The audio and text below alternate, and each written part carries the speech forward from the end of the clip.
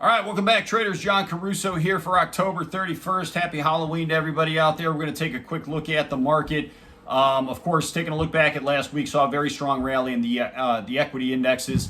Saw the S&P 500 up over 2% on Friday. We saw the Nasdaq up over 3% on Friday. So that was all in the face of disappointing mega cap tech earnings as well. So you got to pay attention when the market rallies on negative news. We could be in the beginning stages of a rising phase. Now, the market is consolidating, pulling back some here this morning. We do see the S&P 500 down about 1% on the day.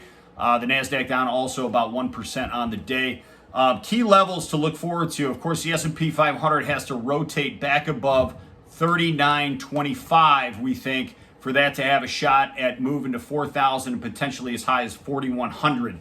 If the market were to start to break down, it would take a breakdown of a breakdown through 37.77 for us to negate this short-term rising phase that we could be in the market. So 13.77 is the key level on the downside for the S&P 500. If we were to see that break, we could see that rotate back down into the 3,500 handle. Keep that in mind.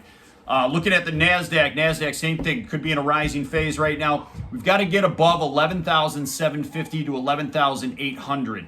If we can take out those levels, we've failed 3 times at those levels over the last 2 weeks. If we can take over those levels, then we've got a shot at rotating up to 12.2, 12.3 over the next few weeks. So keep that in mind. A failure, you would get a warning on the charts if we were to fail right around back down to 11,300. If we were to break through 11.3, then we could see this market rotate once again back to the downside. So all these charts, all these the stock index markets, they still remain guilty until proven innocent.